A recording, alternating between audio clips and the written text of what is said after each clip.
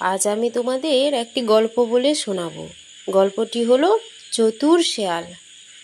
একদিন এক শেয়াল হঠাৎ এক কুয়ার মধ্যে পড়ে গিয়ে আর বাহির হতে পারছিল না। এমন সময় পাশ দিয়ে যাচ্ছিল এক ছাগল। কুয়াতে উঁকি দিয়ে সে শেয়ালকে দেখতে পেল।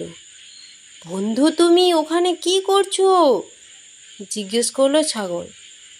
ও মা, তুমি জানো না এই কুয়ার পানি সব চাইতে মিষ্টি, এসো না তুমিও খাবে, বলল চতুর শেয়াল।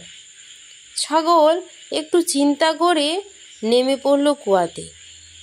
যেই না নামা, সাথে সাথে শেয়াল এক লাফে ছাগলের শিঙের উপর আর এক লাফে কুয়ার বাইরে। বিদায় বন্ধু, তোমার মাথায় যদি এতটুকু বুদ্ধি থাকতো তাহলে এখান থেকে বের হবার রাস্তা আছে কিনা তা না দেখে কখনোই নিচে নামতে না। চলে যেতে যেতে শেয়াল বলল, উপদেশ, দুষ্টু লোকের ছলের অভাব নেই।